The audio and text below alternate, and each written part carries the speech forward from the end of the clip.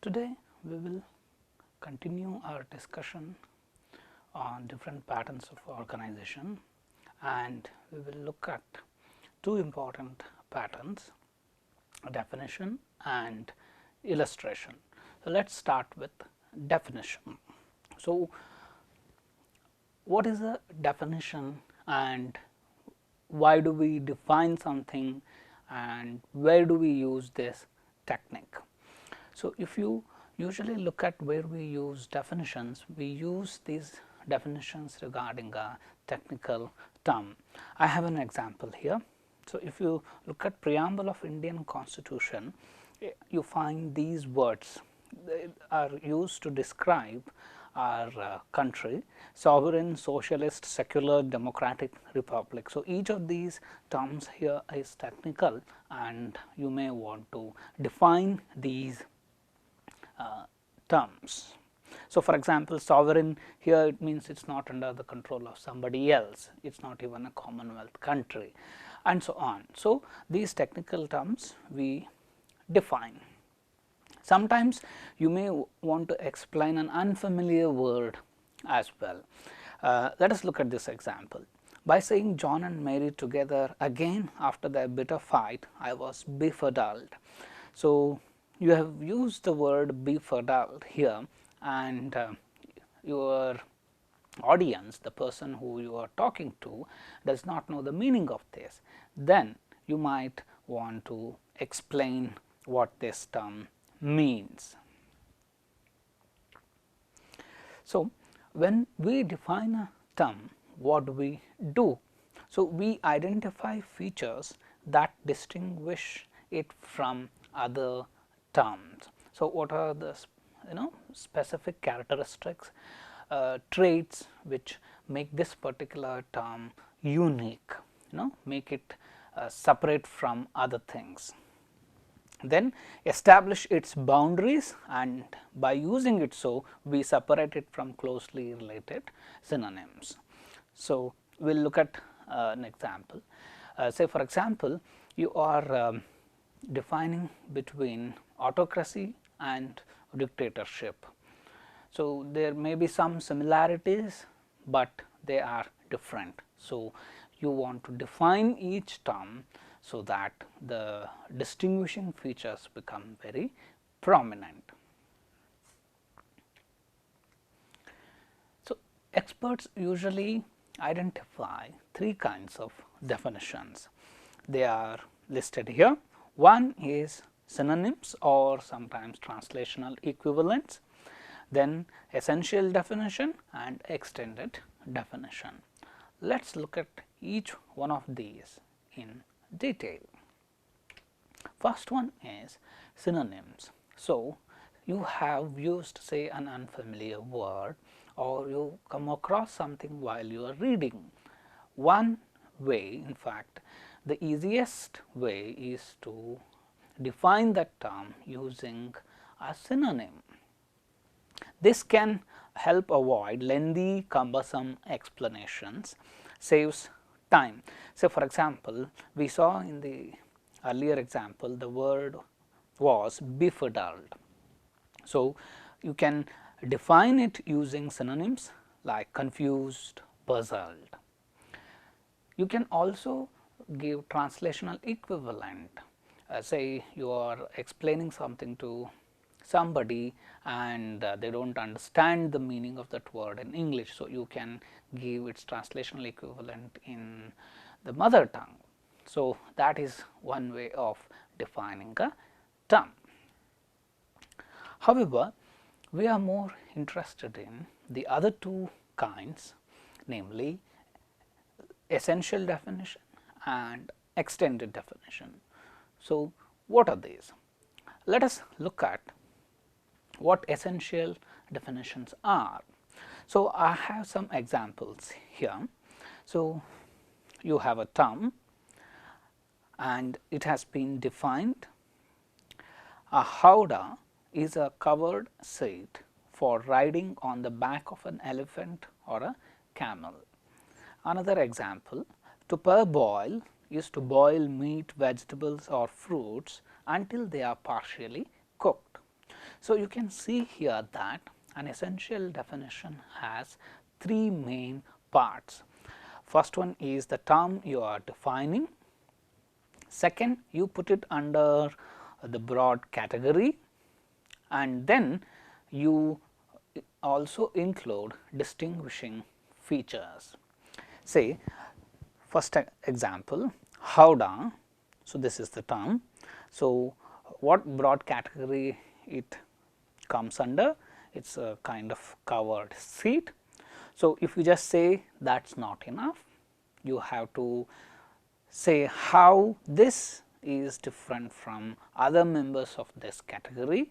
So, the distinguishing features are here for riding on the back of an elephant or a camel. So, this is a noun. You can also define a verb that has been done here. So, per boil, you can put under the broad category of boiling meat, vegetables or fruits, but there are different kinds of boiling. So, how is this different?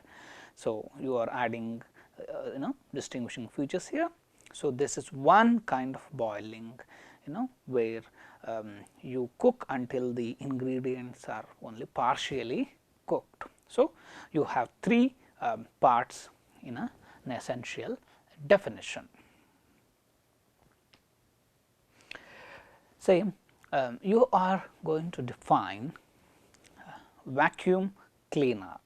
So, how are you going to define it? So, first thing is you need to identify the broad category it comes under. So, this you can put under the category of a household appliance. This category actually contrasts with other categories such as electrical appliance, electronic gadget, a piece of furniture. So, all these say within the household context. So, for example, you are defining a television, then electrical appliance may be more appropriate. Say you are talking about mobile phone, it is an electronic gadget. Say you are talking about say divan. So, what is it? So, then you would need this category. So, first identify the broad category and then what are its special features. So, now we are going to define it based on how it works and what function it performs. So, vacuum cleaner, it uses suction to clean. So, where we use it mainly carpet, sofa set, interiors of a car, this kind of thing. Then there are some other features also. So, vacuum cleaner may be wet or dry. It may sometimes include a blower as well. But since these two are kind of additional details, you can define a vacuum cleaner mainly on the basis of point number 1 and 2. So, you can say that a vacuum cleaner is a household appliance which uses suction to clean mainly carpet, sofa set or interiors of a car. So, that is a kind of definition you have come up with for vacuum cleaner. However, there are many flaws. There may be several limitations sometimes regarding these essential definitions. So, what are these? So, let us look at these examples. One problem could be your definition may become circular. Instead of defining the term, you are actually reiterating the same thing again and again. So, you are not helping your readers understand that particular thing. So, this is called a circular definition. So, let us look at an example. A psychiatrist is a physician who practices psychiatry. So, here you are trying to define the term psychiatrist, but what have you done here? You have made it a circular definition because you are saying is a physician. Okay, this is the broad category, that is fine, but who practices psychiatry? So, then the question remains, so what is psychiatry? this is a kind of circular thing. You have reiterated the same thing, and therefore, the term here remains unexplained. Second problem could be, you might end up with a definition which is overly broad. So, therefore, it does not help in distinguishing that particular feature. So, recall here that when you define something, you set up boundaries and you distinguish this particular thing from its closely related concepts or items or objects. So, if you are not able to distinguish it from other members of that same broad category, then the definition is not effective. So, let us look at an example here. So, if you say a platypus is a mammal, so you are here trying to define what a platypus is, and you have simply said it is a mammal, but many other animals come under this broad category of mammal. So, how is a platypus different from other members, say a horse or even human beings? So, here you have left out key features of a platypus, say like it is an egg laying mammal. So, you have left out a distinguishing feature of this animal. So, therefore, this definition is too broad and does not serve our purpose. Next is the opposite of it, you become so specific, and as a result you may leave out some essential features. So, you zero in on only one of the features and define it in a very narrow sense. Say for example, here is a definition: a kitchen blender is a bladed appliance used to chop vegetables. Yes, it is an appliance, right? It has blades. Here is a problem, we will see, and you are saying it is used to chop vegetables. True, but this is only one of the uses of a kitchen blender. You can also use it to simply blend, say you are making lassi, something, you can use it. You can also use it to make buttermilk. So, there are many other uses of a kitchen blender. So, this is overly specific, and as a result it does not clearly explain all the features of the appliance, that is a kitchen blender here. Then another problem could be, you leave out the main category. So, if you recall, here we noted that you need to place the given term under a specific broad category, but if you do not do it, then the definition is incomplete. Say here is an example. So, say you do not know the meaning of dhaba, you are explaining it to your friend, say. Then you say a dhaba is where food is served. So, what is it? So, is it a kind of an eatery, or is it a piece of furniture, because food is served on table also, right. So, the broad category here is missing. So, therefore, this kind of definition is also faulty and incomplete. We move to the third kind, that is extended definition. So, we have seen that sometimes essential definitions may not serve a purpose. In such a case, you may need to write a paragraph or sometimes a complete paper explaining a term. So, usually the term is very complex or it has multi dimensions, and so you cannot define it in just one sentence. So, then you go for an extended definition. For example, if you have to define the term capitalism, there is no one definition possible, because there are various, you can say, versions of capitalism, and so a single line, a sentence may not capture all the characteristics. So, you need an extended definition for this thing, this term. So, let us now look at an example. Jane and Smith were proud new parents of an 8-pound, 10-ounce baby girl named Jenny. One summer night, Jane put Jenny to bed at 8 p.m. When she went to check on her at 3 a.m., Jane found Jenny dead. The baby had given no cry of pain, shown no sign of trouble.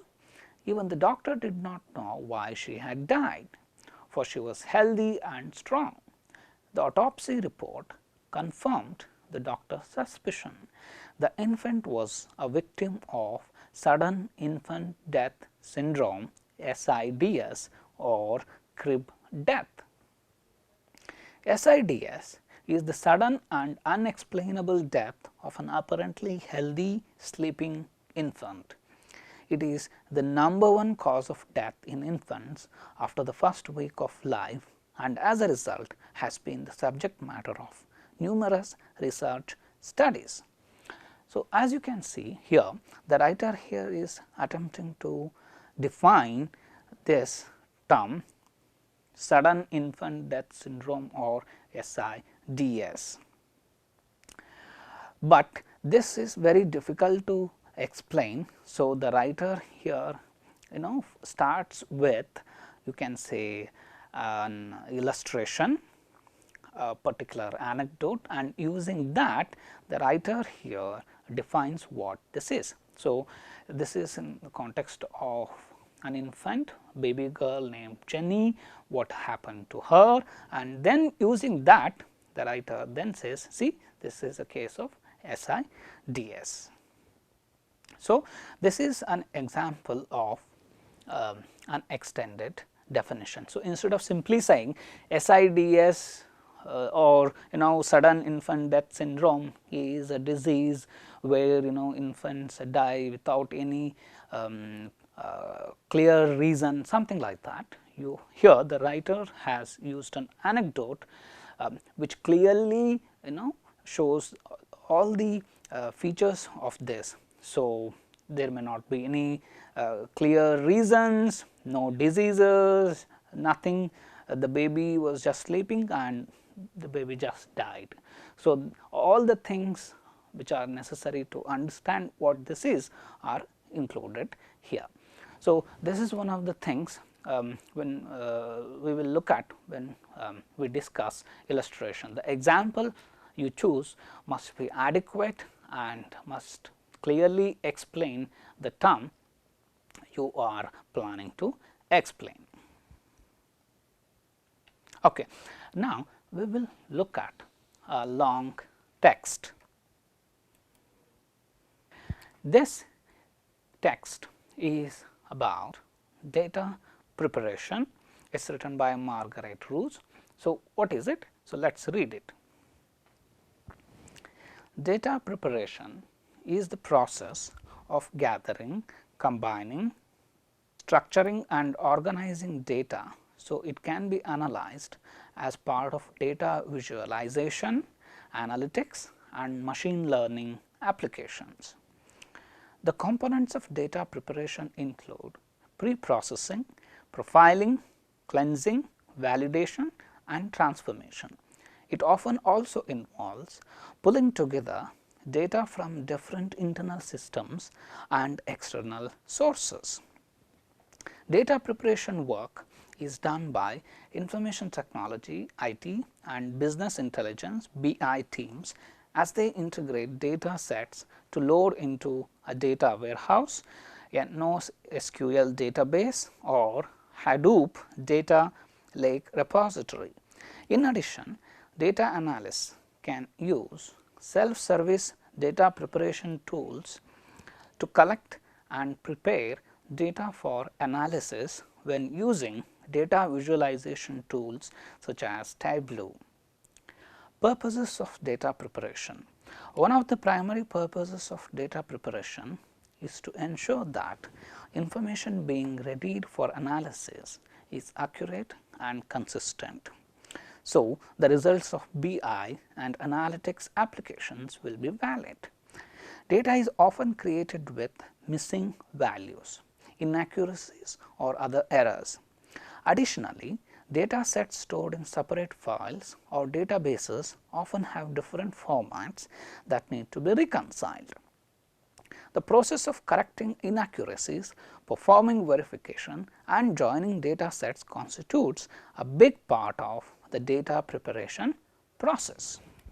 In big data applications, data preparation is largely an automated task, since it could take years of work by IT staffers or data analysts to manually correct every field in every file that is due to be used in an analysis. Machine learning algorithms can speed things up by examining data fields and automatically filling in blank values or renaming certain fields to ensure consistency when data files are being joined. Data preparation process.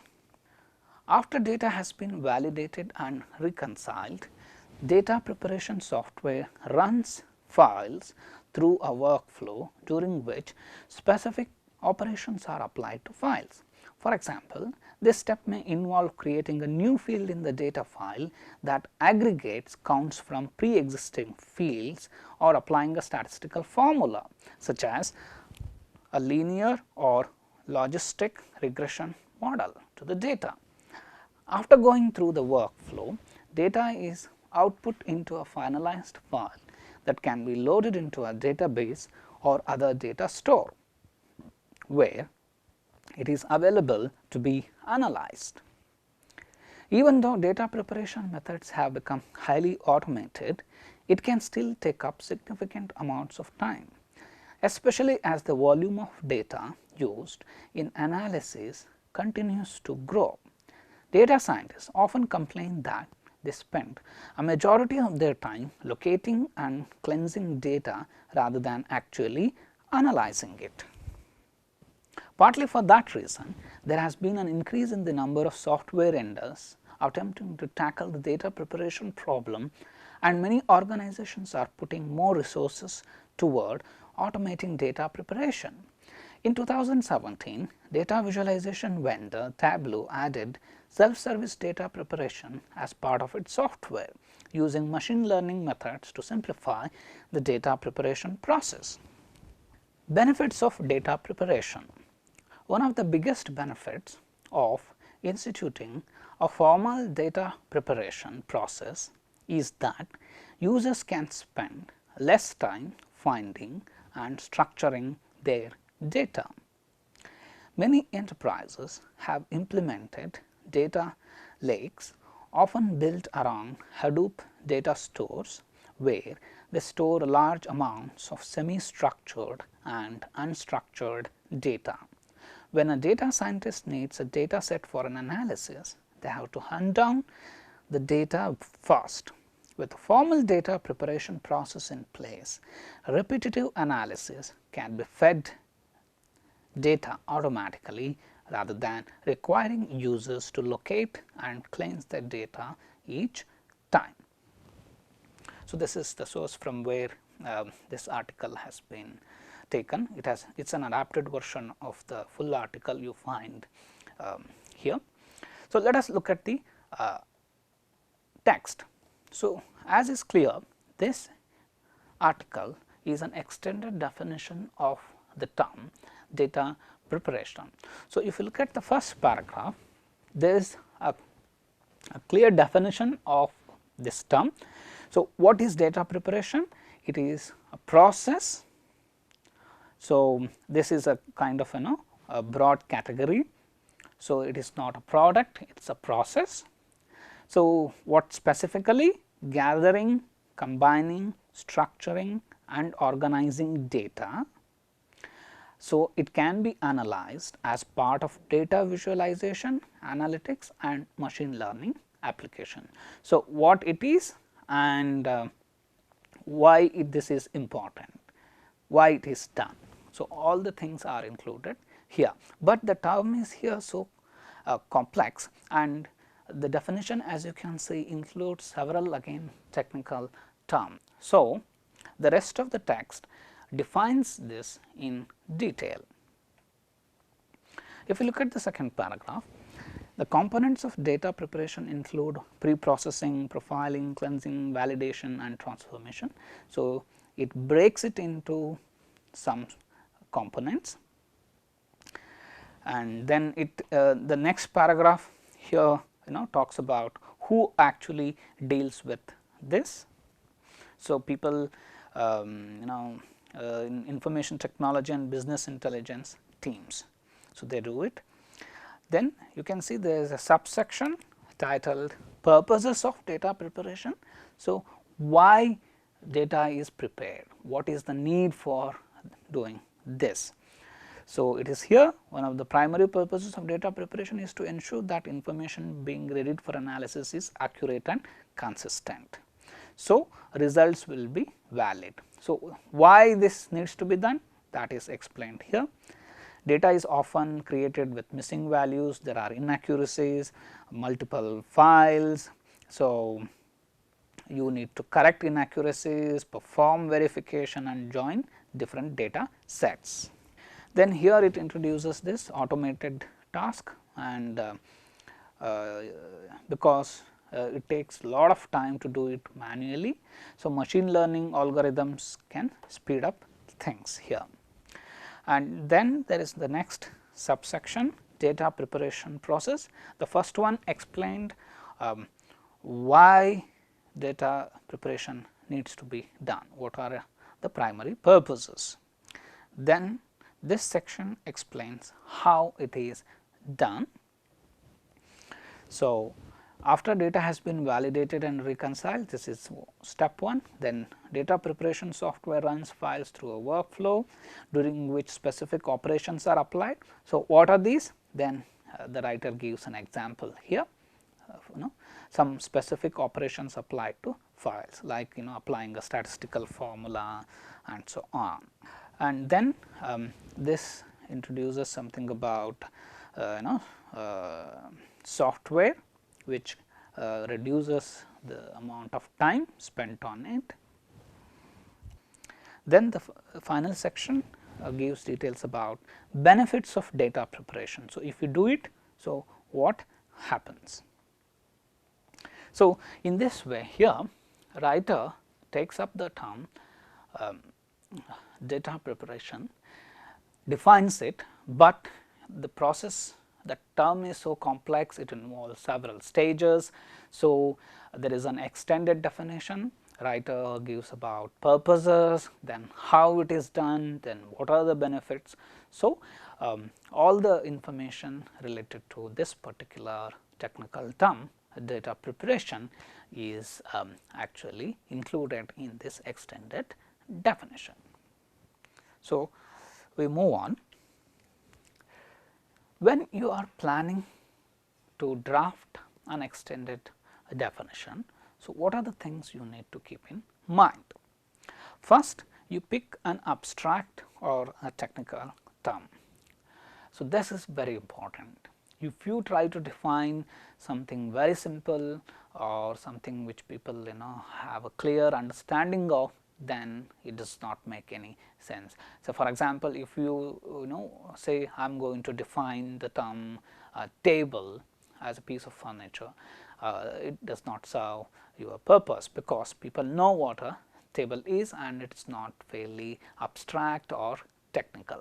So, the term you choose is either very technical, means it is specific to one particular field. So, as we saw data preparation, it is related to information technology. So, that is a technical term.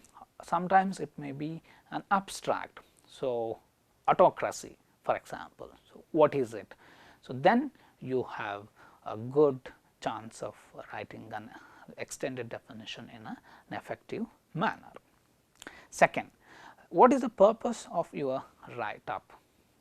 So, are you trying to explain that term to your readers who do not know about it, or you are just trying a way of fun approach to something. So, what exactly is your purpose? Who is the audience? So, are you writing for people with specific technical knowledge, or is it for general public? So, these things matter. For example, here we saw this, the language here is fairly simple, and so you can say this is aimed at general public, but the other text we looked at, data preparation, has many technical terms. So, some amount of knowledge of that particular field may be necessary. So, you modify your write up according to your target audience. And you can use some techniques to write an extended definition. First one is narration. So, you can trace the history of the origin and development of a particular term, say computer mouse. So, when was it first used, in what sense, and now where we use this term, because computer mouse also has evolved. So, how this term has been adapted, how it applies to different things. So, that is what you will do here. Second is description. You give details of important features of a person, place, object, an event, a phenomena. For example, ice age. So, if you are defining ice age, so then you explain the polar ice extends, how the climate would be. So, all those things you will include. Process. So, here you explain what a device does, how something happens. For example, tsunami. So, it will say that tsunami is a gigantic sea wave usually caused by earthquakes. So, and then you explain how an earthquake can trigger a giant tsunami, how a tsunami wave travels in deep ocean. So, what happens when the wave reaches the shore? So, these details you include. Next is illustration. So, you define an abstract term using concrete examples. Say you are defining this term, learner centered pedagogy. So, what does it mean? You take an example. So, you say how teacher in a specific class is teaching, and say how the teacher is giving a lot of opportunities for learners to express themselves, then about seating arrangement. So, all these aspects, these are concrete instances, you use them to define this technical term. Next, classification. You make categories and define each one with examples. Say you are defining comedy. So, what is a comedy? So, you have dark comedy, you have what we call very comedy based on body language. So, all these different subgenres you can explain and give an example. Comparison. You define a new term with the help of a more familiar one. For example, ransomware. So, this is somebody hacks your computer and demands money if you want again control of your computer. So, this is something similar to kidnapping a person, asking for money. So, you can use a comparison. Cause effect. You explain origins of a phenomena, its causes, sometimes symptoms, characteristics, and so on. For example, Alzheimer's disease. So, what is it? What are the symptoms? What are the possible causes? What are possible effects? So, you use this kind of pattern. You can also use something called what we say negation. So, you define term by saying what it does not mean, what it does not include.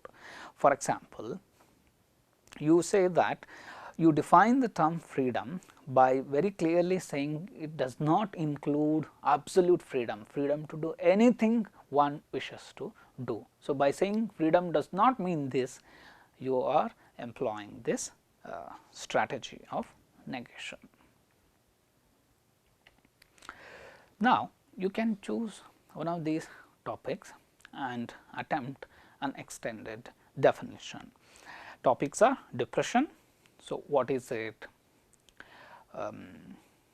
So, you give details about it, family values, online course. So, in all these, first you give a simple definition, then you give more details following one of these techniques listed here, like narration, description, process, illustration, classification, comparison, cause effect, negation, these things.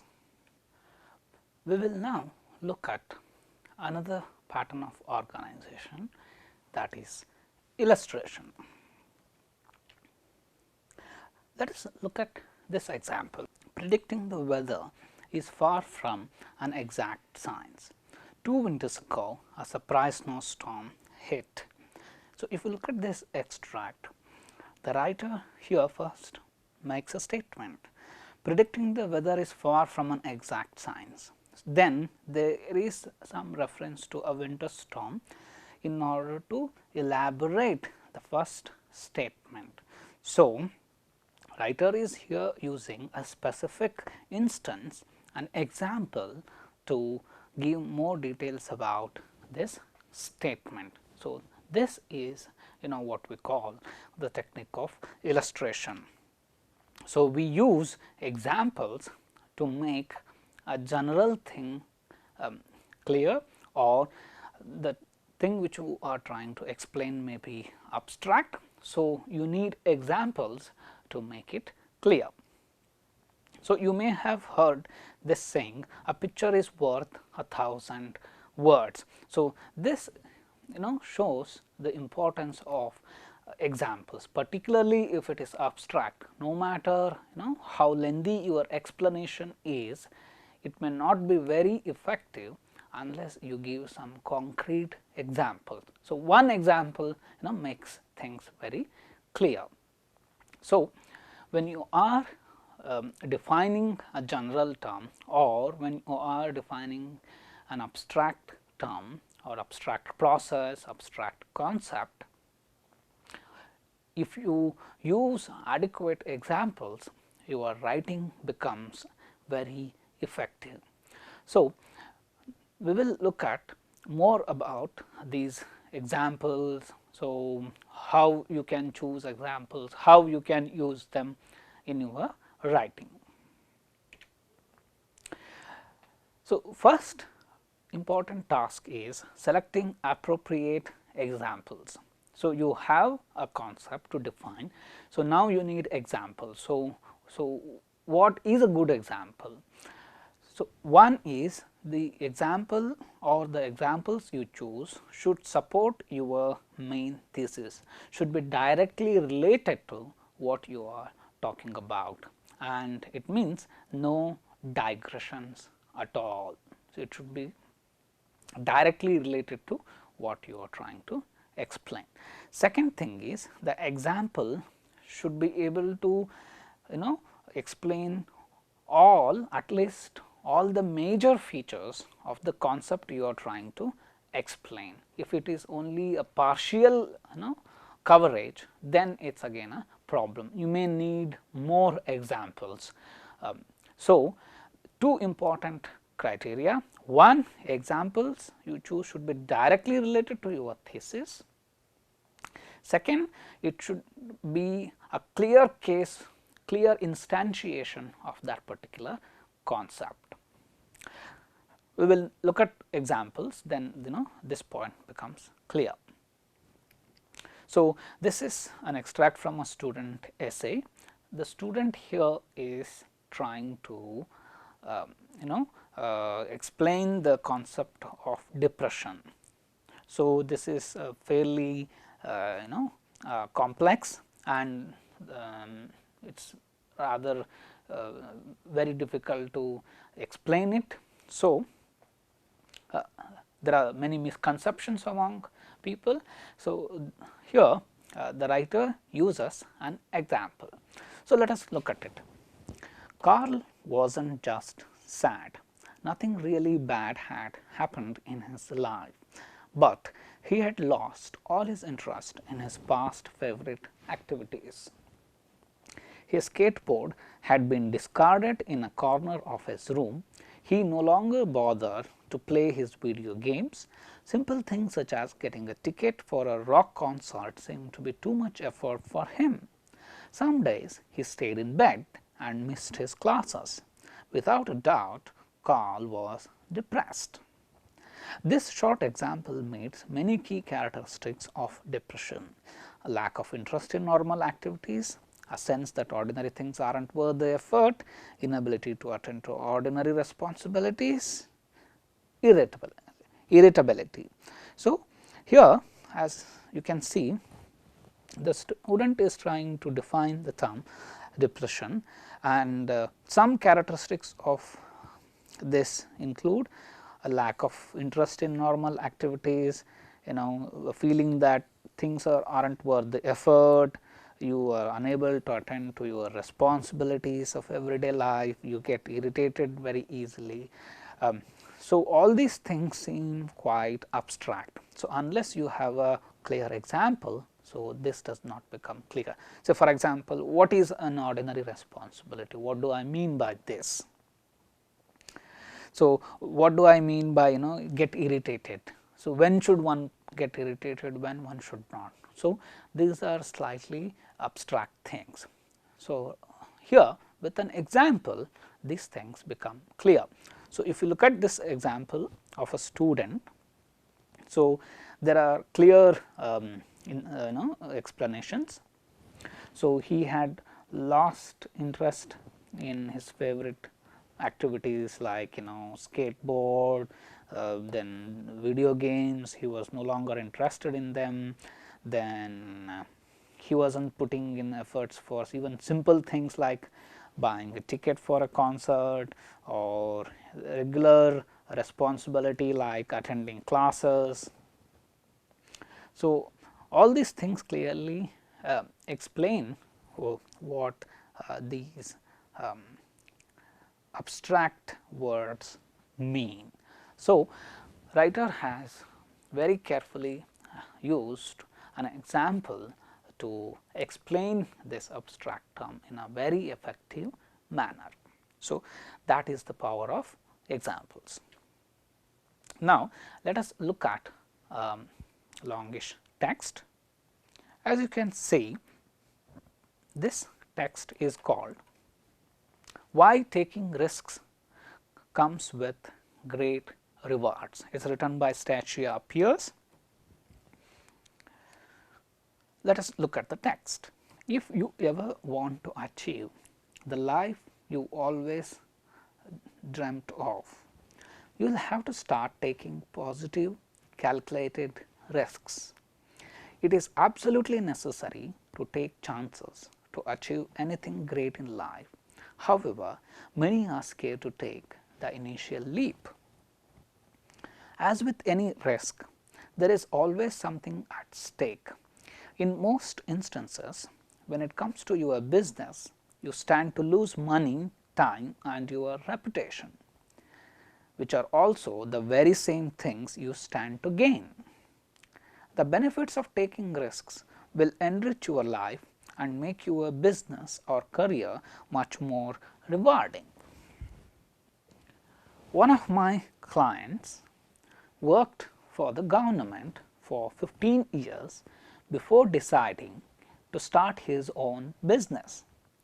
I helped him pinpoint his true passions and create a plan to profit from them.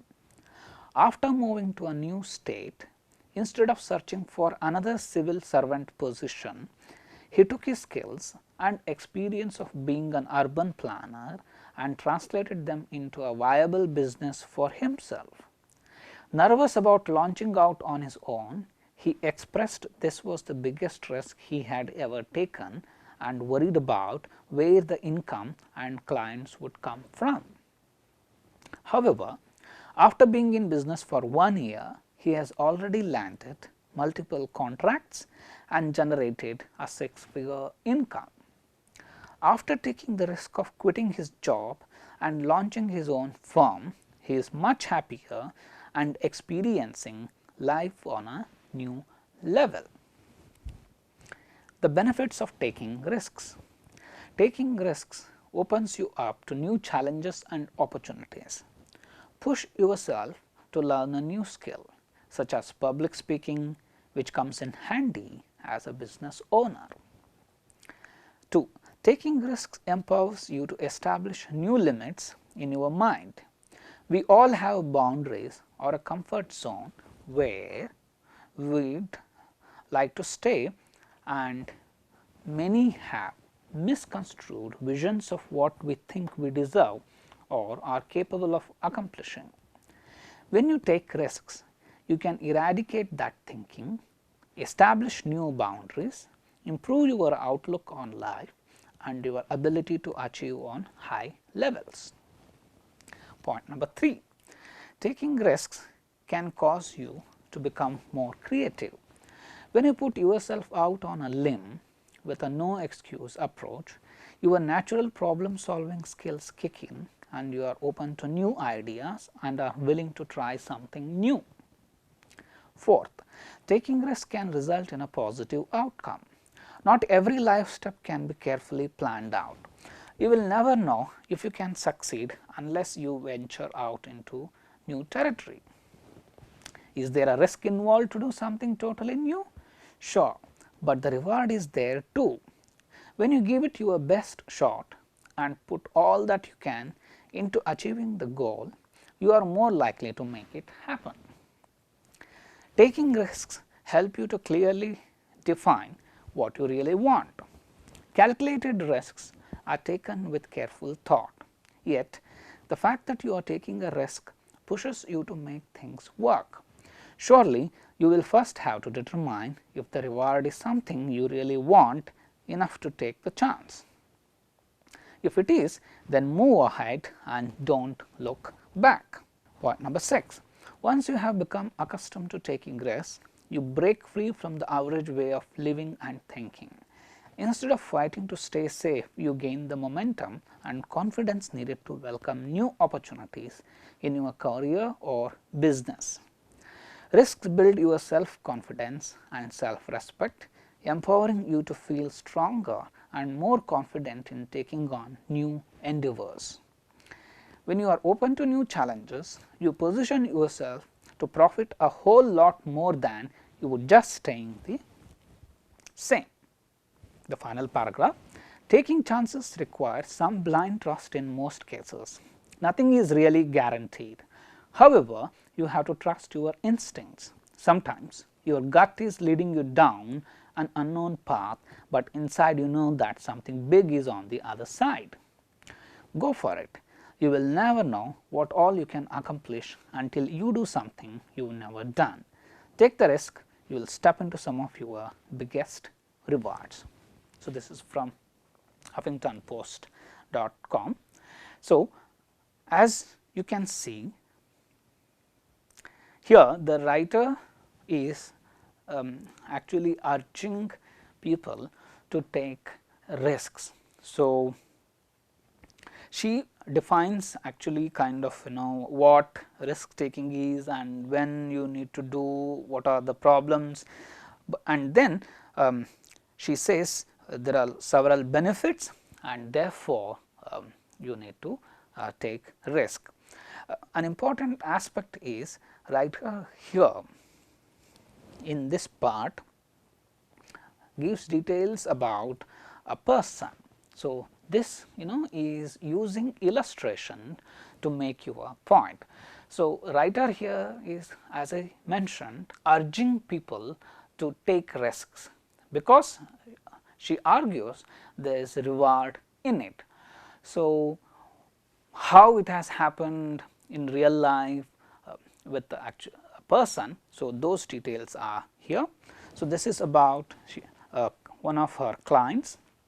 This person has worked for the government for 15 years, then he has quit it and has started to work on his own, started his own business. He moved to a new place. So, if you can see here, this person was nervous about launching a business on his own. He was worried if he would get clients and whether he would get sufficient income. But after a bit of coaxing and bit of kind of guidance, the person has launched it, and now the writer says, after being in business for 1 year, he has already landed multiple contracts and generated a 6-figure income. So, it means, the risk taking has given this person rewards. So, after taking the risk of quitting his job and launching his own firm, he is much happier and experiencing life on a new level. So, this clearly says, though the person was hesitant initially, finally he took a big risk. He quit his government job. So, stable income, all the advantages, he quit it, started his own business. Many people might laugh at it, but this person has been now successful. He is very happy as well. So, this instance here, this illustration makes the case very strong. So, writer here says, like this person, you can also become successful if you take calculated risk. So, that is the main argument here, and this illustration actually makes it very strong. So, this is how you use good examples to build your point.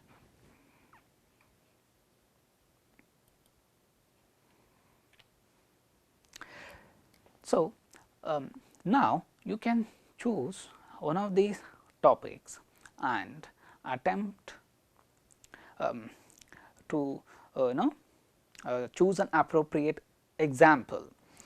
So, first one is, not all education goes on in the classroom. So, what do you think would be an appropriate example? You can take it from your own life or from people you know. So, you can say that we learn many things from our friends, by interacting with others, the outside world. Then you give a clear example. Say you learned how to deal with people. Say you were you visited Temple Town, you have to deal with people there, you didn't know the local language, somehow you managed. So, that gave you confidence. So, that is how that example can actually strengthen this point. Sometimes a minor incident drastically changes a person's life. So, here again this is an abstract statement.